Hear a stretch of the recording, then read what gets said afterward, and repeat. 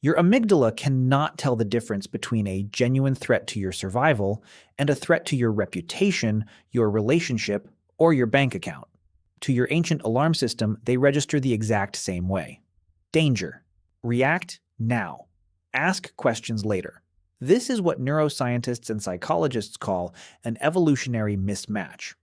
Your hardware was built for one environment. You are now running it in a completely different one. And nowhere is that mismatch clearer than in how your body handles stress. Biologist Robert Sapolsky spent years studying this exact gap, comparing human stress responses to those of wild animals. He pointed out something almost funny if it weren't so exhausting. A zebra's stress response turns on when a lion is actually chasing it, and turns off the moment the danger passes. The zebra does not lie awake replaying the chase. It does not worry about the next lion 3 weeks from now. But you do. Your alarm system, the same one built for physical, immediate danger, now gets triggered by an email, and it does not always know how to turn back off. That's the strange part. Your body still prepares you to fight or flee from things you cannot fight and cannot flee from. Adrenaline floods your system before a work presentation, the same way it once flooded the system of a human who heard a growl in the tall grass. Your muscles tense, your breathing quickens, your senses sharpen. All of it, ready for a physical threat that was never coming. And it makes sense once you see it this way. Your brain isn't broken. It isn't malfunctioning when it spikes with anxiety over something that logically shouldn't warrant it. It's doing exactly what it was built to do, using the only tools it has ever had. It just doesn't have a separate setting for modern life. There was never a version update for social rejection, financial stress, or the low hum of constant notifications. It's all running through the same ancient circuitry that once scanned the horizon for movement in the grass. So the next time your heart pounds walking to your car or your stomach drops at an unread message, you're not overreacting. You're not being irrational. You're hearing the echo of every ancestor who survived long enough to have you. Every one of them who heard something in the dark and chose to run instead of wait. Every one of them who trusted the fear instead of dismissing it. That instinct built you. It kept an unbroken chain of survivors alive for millions of years. One flinch, one racing heart, one moment of unnecessary caution at a time. And it lives in you now, fully intact, still scanning, still listening, still convinced that somewhere out there, in the dark, something might be hunting you. So you're walking to your car in an empty parking lot. It's late. The lights are dim, and you walk a little faster. Not because something is out there, but because somewhere inside you, a part of your brain still believes it never left the savannah at all. You're walking to your car in an empty parking lot. It's late. The lights are dim, and suddenly, without deciding to, you walk a little faster. Your heart picks up. Your eyes start scanning the shadows between the cars. You haven't seen anything. You haven't heard anything. But your body has already made a decision. It thinks something is out there. But the real answer is far stranger. Nothing is out there. Not really.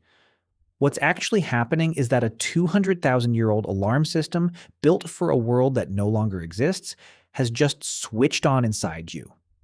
And it doesn't know the difference between a predator and a parking lot. Think about that for a second.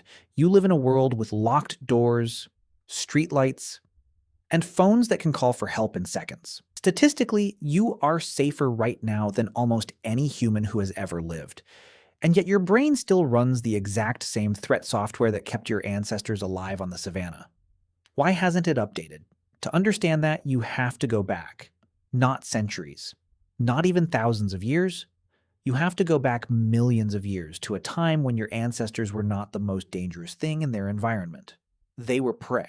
For most of human evolutionary history, being hunted was not a metaphor. It was Tuesday. Leopards dragged early hominins out of trees at night. Crocodiles pulled them from riverbanks. Packs of hyenas trailed behind groups looking for the young, the old, and the slow. If you were a human 2 million years ago, you were not at the top of the food chain. You were somewhere in the middle of the menu. And here's the part that matters. The humans who survived that world were not the strongest. They were not the fastest. They were the ones whose brains got nervous first. The ones who heard a rustle in the grass and assumed the worst before checking if it was true. Because checking takes time. And out there, time was the one thing you couldn't afford to lose. This is where a small, almond shaped structure deep in your brain comes in. It's called the amygdala. Neuroscientist Joseph Ledoux spent decades studying it, and what he found reshaped how we understand fear itself. The amygdala doesn't wait for your conscious mind to analyze a situation. It reacts first and thinks later. Ledoux called this the low road, a shortcut straight from your senses to your fear response, bypassing rational thought entirely. That shortcut is not a flaw, it's a feature. It's the reason your body was already tensing up in that parking lot before your conscious mind had even finished the thought, is someone there? The system is designed to be fast, not accurate, because for most of human history, a false alarm cost you nothing. A missed real threat cost you your life. There's a name for this asymmetry. Some researchers call it the smoke detector principle. A smoke detector that goes off 100 times for burnt toast is annoying, but a smoke detector that fails to go off once during an actual fire is fatal. Evolution built your fear response the same way. Loud, oversensitive, and impossible to reason with in the moment, because the cost of one false positive is a racing heart. The cost of one false negative out there in the ancient world was death. So your brain became a machine tuned for worst case scenarios, and it got frighteningly good at spotting specific kinds of danger. In the 1990s, psychologist Arne Oman ran a series of experiments that revealed something strange. People could spot images of snakes and spiders in a crowd of neutral objects far faster than they could spot flowers or mushrooms. Even people who had never been bitten by anything in their life showed this bias. Oman called it preparedness, the idea that we are not blank slates when it comes to fear. We arrive preloaded with alarms for the specific dangers that killed our ancestors again and again for millions of years. Snakes, spiders, the dark, sudden movement in your peripheral vision, being alone in an unfamiliar place. None of these had to be taught to you. Somewhere in your genetic code, they were already flagged as suspicious before you were born. Now, here's the twist. The predators are almost entirely gone. You will likely go your entire life without a leopard trying to eat you. But the alarm system that was built to detect leopards did not get deleted. It just got repointed at new targets. A dark stairwell, an unread text message from your boss, a stranger walking too closely behind you, a silence on the phone that lasts 1 second too long.